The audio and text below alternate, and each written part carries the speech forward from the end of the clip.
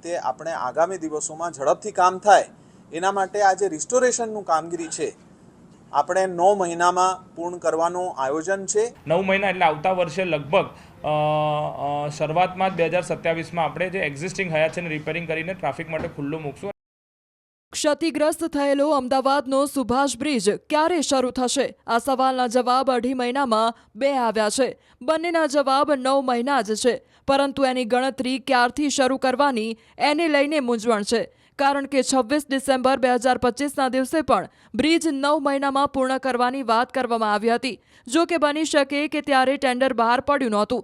હવે ટેન્ડર પ્રક્રિયા પણ પૂર્ણ થઈ ગઈ છે, મતલબ કે હવેથી 9 મહિનામાં બ્રિજ શરૂ થશે તેવું માની શકાય। હવે જુઓ અમદાવાદના નવા સુભાષ બ્રિજનો એનિમેટેડ વિડીયો। કંઈક આવો હશે નવો સુભાષ બ્રિજ, જેના માટે 2 વર્ષની રાહ જોવી પડશે। જો કે હાલના બ્રિજને મજબૂતી સાથે પુનઃનિર્માણ કરીને આગામી 9 મહિનામાં એટલે કે લગભગ 2027ની શરૂઆત સુધીમાં ખુલ્લો મૂકવાનું આયોજન છે। તિરાડ પડ્યા બાદ 4 ડિસેમ્બરથી બંધ કરાયેલો અમદાવાદનો સુભાષ બ્રિજ શરૂ થવામાં હજુ ઓછામાં ઓછા 9 મહિના લાગશે। અમદાવાદ મહાનગરપાલિકા દ્વારા હાલના સુભાષ બ્રિજના પુનઃનિર્માણ અને 2 નવી લેન બનાવવાના કામનું ટેન્ડરનું કામ પૂર્ણ થયું છે, જેના માટે કુલ 236 કરોડ રૂપિયાના ખર્ચ અંદાજમાં આવ્યો છે। આ કામગીરીમાં હાલમાં જે બ્રિજનો ઉપરનો ભાગ એટલે કે સ્પાનને સંપૂર્ણ તોડી નાખવામાં આવશે, સાથે જ તેના હાલના પિલરને વધુ મજબૂત કરવામાં આવશે, જ્યારે વચ્ચેના ગાળાને વધુ ટૂંકા કરવા માટે નવા પિલર બનાવાશે। આ ઉપરાંત બંને બાજુ 2 લેનના નવા બ્રિજ તૈયાર કરાશે। હવેથી 9 મહિના બાદ હાલનો હયાત બ્રિજ પુનઃનિર્માણ સાથે વાહન ચાલકો માટે ખુલ્લો મુકાશે, જ્યારે નવા બ્રિજનું કામ પૂર્ણ થતાં 2 વર્ષ લાગી શકે છે।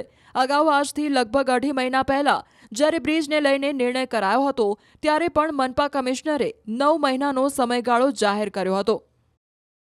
તો સુપરસ્ટ્રક્ચરને તોડી અને નવો સુપરસ્ટ્રક્ચર, જે સબસ્ટ્રક્ચર અને ફાઉન્ડેશન છે એ સારી હાલતમાં, એટલે એનું સ્ટ્રેન્થનિંગ પ્લસ આજુબાજુ 2 નવી લેન એડ કરવાનું આખું કામગીરીનું ટેન્ડર કરવામાં આવ્યું હતું।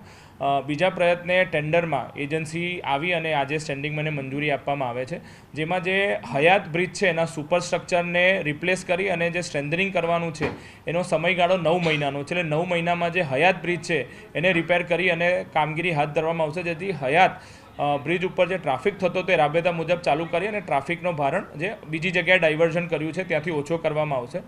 એનું 9 મહિનાની આખો સમયગાળો છે। એની સાથે સાથે 2 જે લેન એક્સ્ટ્રા એમાં એડ કરવામાં આવેલ છે એને 24 મહિનામાં આપણે કામગીરી કરવામાં આવશું, કારણ કે એમાં ફાઉન્ડેશન લેવલથી આખું કામગીરી કરવામાં આવી રહી છે। એમાં 232 કરોડનું જે ટેન્ડર હતું એમાં 1.37% અબાઉ આવી અને આપણે એજન્સીને આપે છે, એટલે જે અંદાજિત ભાવ છે લગભગ એટલા જ ભાવે ટેન્ડર કરી અને આપણે કામગીરી કરવામાં આવી રહી છે। 9 મહિના એટલે આવતા વર્ષે લગભગ શરૂઆતમાં 2027માં આપણે જે એક્ઝિસ્ટિંગ હયાત છે રિપેરિંગ કરીને ટ્રાફિક માટે ખુલ્લું મૂકશું અને 24 મહિનામાં જે નવી લેન છે એડ કરીને આપણે કામગીરી પૂર્ણ કરશું। રીતે આપણે આગામી દિવસોમાં ઝડપથી કામ થાય એના માટે આ જે રિસ્ટોરેશનનું કામગીરી છે આપણે 9 મહિનામાં પૂર્ણ કરવાનું આયોજન છે।